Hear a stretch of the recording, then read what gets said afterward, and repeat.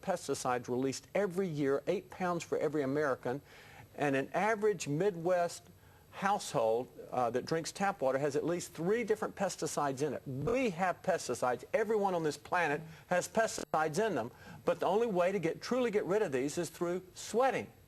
But what do? Well, we drive air-conditioned cars.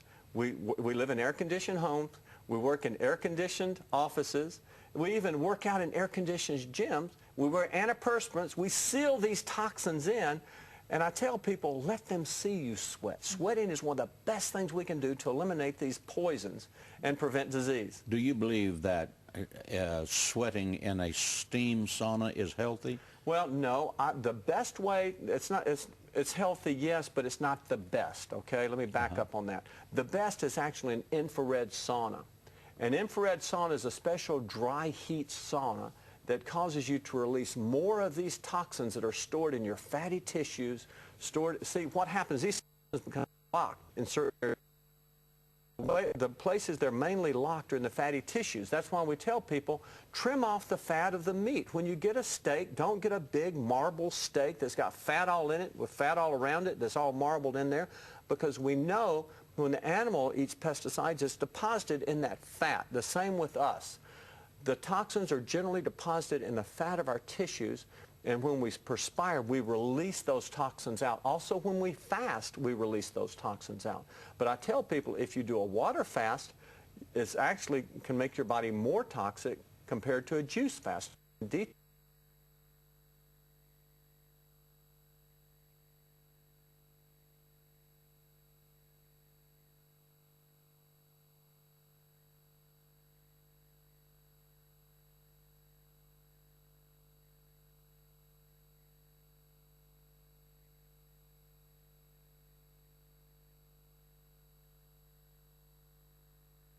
Diet on earth, but it's not a diet, it's a lifestyle. What they consume, what's in that diet? What they consume mainly is whole grains at the bottom of the pyramid.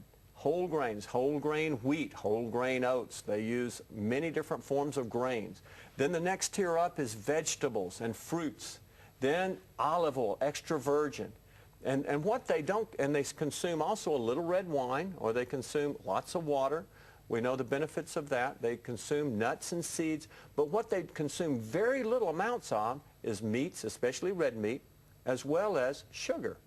And what we found is when you consume these living foods, see, our body requires life in living foods, the living enzymes, antioxidants, phytonutrients. We now know that about 82% of men fall short of getting 5 servings of fruits and vegetables a day. We need 5 to 13. 82% of men get less than 5. 72% of women get less than 5. As a result, we have an epidemic of cancer and heart disease because living foods prevent cancer and heart disease. And also realize that we need these powerful antioxidants in the food, such as blueberries. They've actually assigned ORAC units to foods to find out which have the highest antioxidant capacity. And you know what tops the list? You're going to love this. What? Mexican red beans. Hallelujah. And you know what's number 2? What? Wild blueberries. Well, that's a long way apart. And then red pinto beans. So there you go, your blueberries and your beans. Now, how many blueberries do you need to eat for it to be an effective antitoxin? I see people eating 2 or 3. How many? Is it 2 or 3 ounces? How much? Well, you'd want like a half a cup to get those powerful benefits. Half a cup per serving. Right, once a day. Once a day. And the thing that's so exciting about that, they've done studies on rats, and they found that when rats had age-related memory decline, they fed these rats blueberries, and their memory tests, they performed normally like young rats. They sacrificed these animals, performed autopsies on them, and they discovered the parts of their brain involved in memory and learning were chock full of these powerful blueberry antioxidants. Wow. So it's one of the most powerful things we have to protect our minds from Alzheimer's disease. I'm going to go out and have a pound of them right after the show. One thing that's real simple for people to remember on the basis of the living food versus dead food, that anything that was in God's original state, where God made it, that is living food. And it's original, whether it's in the fruits and the vegetables and even the meats that are in its original, you know, they're not the chicken mysteries. You know, they're the real chicken Or the bologna, piece. or the salami, or the pepperonis. Right. You have the living food. Anything that man's finger has touched and altered and changed, preserved in any way from its original state is what we call become dead food. Yeah. And when people begin to consume more living food, because we're living beings, so life produces life. And if you're taking in more dead foods, well, it only makes sense that eventually death will produce death. Well, for example, one of the most popular foods in America is hot dogs. Children that eat 2 hot dogs a week have a 9 times greater risk of developing leukemia. Wow. Realize that most processed meats, even your deli meats that contain nitrites and nitrates. Tell us what processed meats mean. Processed meats is a meat that man has gotten a hold of, and he's preserved it with nitrites and nitrates to prevent spoilage. It's like bologna, hot dogs. Bologna, things hot like dogs, salami, even ham, even a lot of processed turkey meat. You say, oh, that turkey meat's so good for you. Not if it contains nitrites and nitrates. Because what happens is when nitrites and nitrates, when you eat these foods or cook these foods, the nitrites combine with the amines forming heterocyclic amines, which is just a fancy word for nitrosamines, that are cancer-causing agents.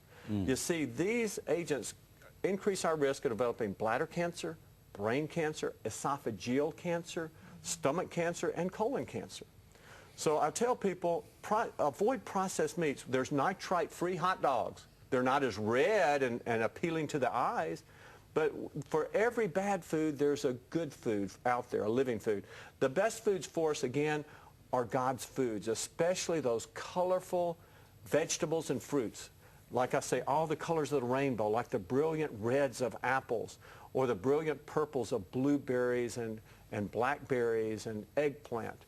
And you have the greens, you have the cruciferous vegetables, you have the oranges, you have the carrots, and you have the yellow orange, which are the oranges and the lemons and the grapefruits.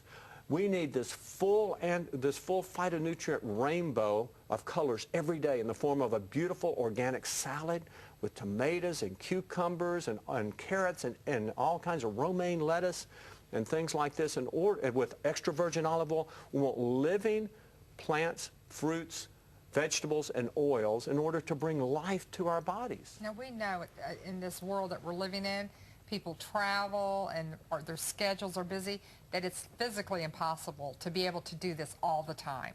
What we're trying to get people to do is to begin to implement it as much and frequently as you can. We are talking about some things you need to know, and we'll be right back to talk about sugar.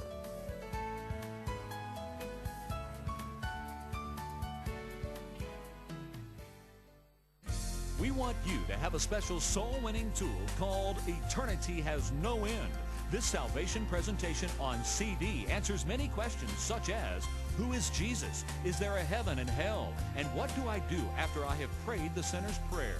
We have also included Pastor Hagee's sermon, The Theology of the Titanic.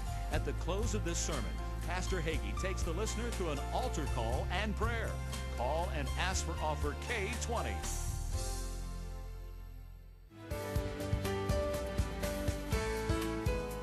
Thank you for rejoining us. We're going to talk about something that a lot of Americans do every day that's very detrimental to your health, and that is allow your children to have all the sugar they want and all of the candies that they eat, and the sugar that you eat that affects you. Now, doctor, tell us what effect, negative effect, does sugar have on your life? Well, let's first talk about the children.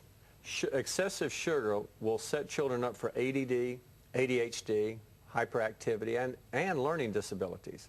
In adults, it causes high cholesterol because sugar tells the liver to produce more insulin, and insulin will actually raise cholesterol. Also, what sugar does, it feeds cancer. Cancer's favorite food is sugar. Sugar also weakens our immune system. Studies have shown that consuming a certain amount of sugar will decrease your natural killer cells by about 50% for 4 to 6 hours. So it'll decrease our natural killer cells, which are important in killing viruses and bacteria and cancer cells. Sugar also sets us up for diabetes and glucose intolerance. Sugar, I tell people, is one of the worst things we can regularly take in, and we've got great alternatives, but a lot of people are turning to artificial sweeteners like aspartame in the little blue container. What happens with this, they've done a study, not only is it related to